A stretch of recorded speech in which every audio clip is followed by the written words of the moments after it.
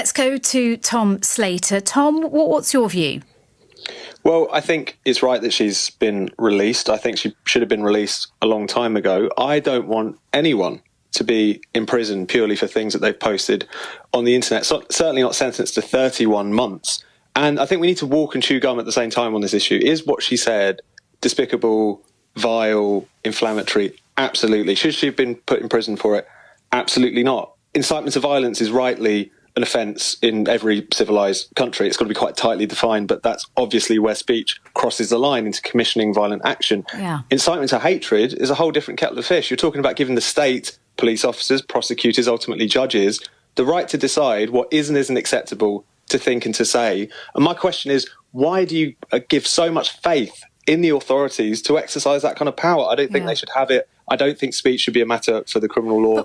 And this is obviously an excessive case, not least because she was given a more excessive sentence that even some of those rioters received, which clearly doesn't make any sense. And Tom, it was especially inflammatory, people say, because of those false claims circulating online saying that the suspect, at the time a suspect, was an immigrant who'd come to the UK by crossing the channel in a small boat. Turned out British-born, wasn't linked to any religious extremist group and acted alone. Tensions were heightened at the time, emotions were raw. There were consequences to her actions, you could argue.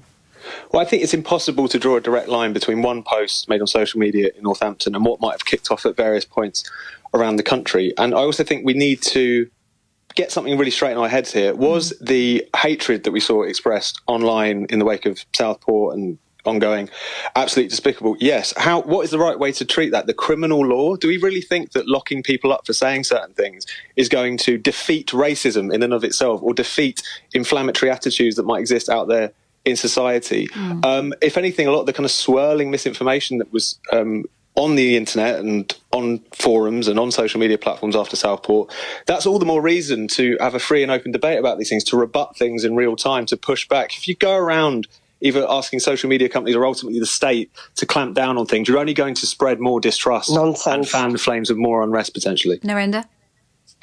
I think that Tom's argument is extremely weak, and all he's doing is excusing racism, and he's got absolutely no compassion for black and brown communities. You've got no compassion for what happened last summer, and what you're saying is you're giving a green light to the brutal attacks on police. Police were punched and have suffered trauma as a result. Businesses were looted, and Lucy Connolly's tweet wasn't just a tweet. This wasn't just a nothing. She had a history of doing this, and it did lead. If she'd pled not guilty, I promise you she would have been doing 7 years, because actually this country takes public disorder very seriously, as it should, and racism very seriously. What you're doing is excusing racism. That's and an absolute... All right, let Tom respond. That's what it sounds like. All right, let Tom respond. Tom, is it excusing racism if there's no deterrent or punishment?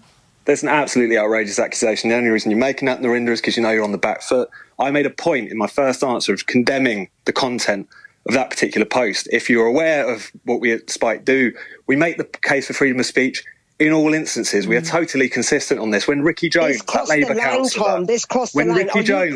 councillor, got let off. Are you disagreeing with what Narinder, the judge said? Hang on, Narinder, on the broader subject of free speech. Okay, Tom, carry on. This isn't freedom of speech. Narinder, you've got to let me make the point before you get upset by it. What I'm saying is we are completely consistent on this point. When Ricky Jones, that Labour councillor, was let off last week by a jury when he was speaking at a protest and suggested that far-right protesters should have their throats slit, we welcome that, because we also don't want the criminal law to get in the habit of locking up people for things they say in the heat of the moment and then regret. I'm consistent on this. I don't think you are. Yeah. So what about that? What about that on the broader subject of free speech? And is it right to jail people for their words? Narinder. Are you asking me? Sorry. Yeah. Sorry. Narinder.